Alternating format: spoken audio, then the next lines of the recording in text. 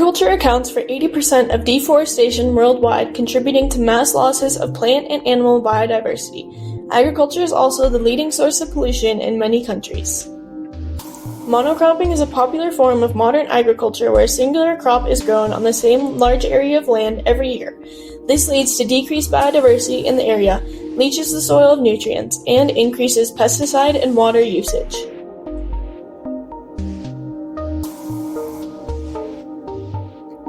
Over 90% of flowering plants are pollinated by animals, most of them being insects. In agricultural areas heavily changed by human activity where the biodiversity of an environment is reduced to a singular crop, native pollinators are unable to survive. The following techniques are proven methods of increasing biodiversity and sustaining pollinator populations.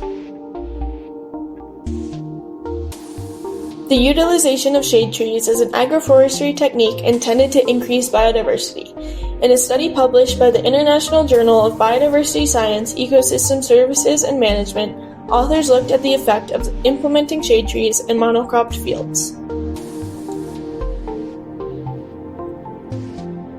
They found that the shade trees maintain 93% of the pollinator species and increase the target crop yield by up to 53%. Using multiple biodiverse shade trees, or ideally native tree species of the area, is most successful at preserving insect populations.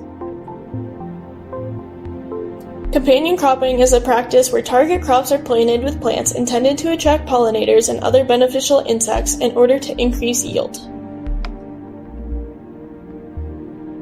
In a study published by the Ecological Entomology Journal that examined strawberry yields when planted with wildflowers, strawberry plants produce 35% more fruit. There was also a 32% increase in yield weight. Companion cropping and shade trees have the potential to sustain native pollinator populations while also increasing economic profit.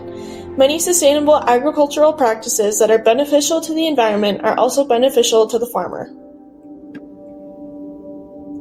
Livestock in many areas are people's only source of income and food, but they are also one of the greatest contributors to the climate crisis.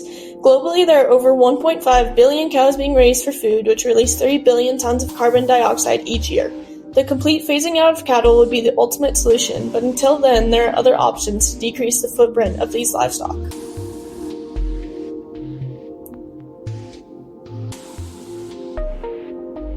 The rotational grazing of livestock can be done on a small scale and can benefit the environment. Rotational grazing rotates animals through different pastures and lets grazed pastures rest and regrow once they have been grazed. Many people think that rotational grazing cannot be done on a small scale, but it is possible. The land is simply sectioned off into smaller paddocks, and there are usually less livestock that need to graze.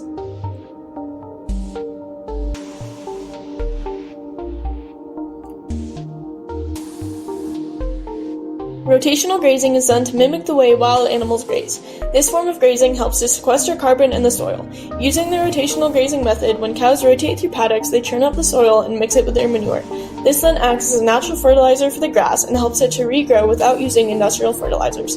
Using this method, the soil stays healthier and can sequester 66% more carbon than conventional grazing. Rotational grazing also means that there's less deforestation because it uses the same plot of land over and over again, which decreases the amount of land needed to be free of trees. Holistic livestock are better for the environment and are part of the future of sustainable agriculture. Holistic livestock that only eat grass and are rotationally grazed are healthier and have reduced methane emissions, which benefit them and the planet.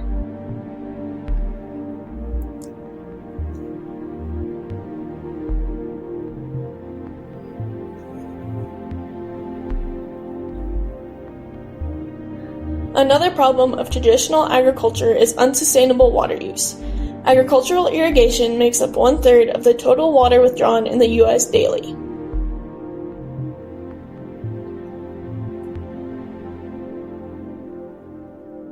According to The Guardian, agricultural water use accounts for approximately 80% of all water withdrawn from the Colorado River basin.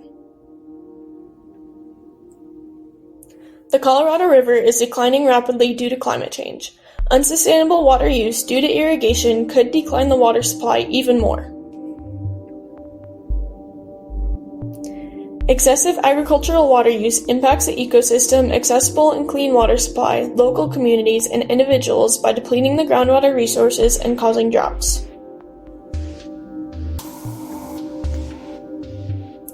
Unsustainable water use is caused by growing water-intensive crops like alfalfa. Approximately half of irrigation water use in Colorado River is going to producing alfalfa hay. In spite of the situation, it is not easy to stop producing alfalfa. Alfalfa hay is crucial for the dairy industry to feed livestock.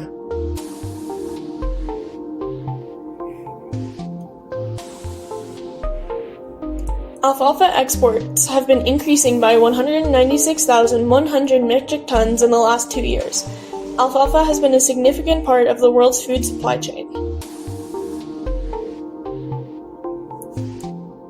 One of the solutions to conserve water is switching to less water-intensive crops. A technique to make it possible is crop rotation. A crop rotation is an agricultural practice to plant different crops sequentially on the same land to improve soil health by preventing disease cycles and increasing nutrients and biodiversity.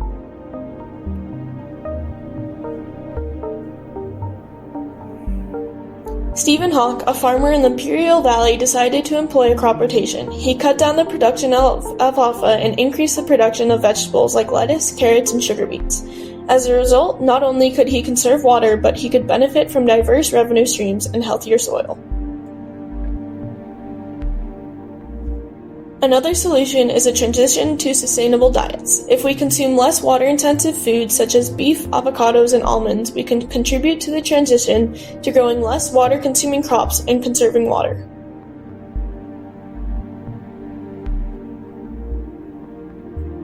Trevor Tagg of West Grove Farms in El Centro, California says, "What people don't understand is whether we like it or not, we are interconnected in the food supply chain." We should start by thinking about where foods we consume come from, how they are produced, and what impacts they will have on farmers and water resources. 93% of people surveyed in the Boulder community have interest in learning more about alternative agricultural techniques. We hope this video has been informational and that you have learned something.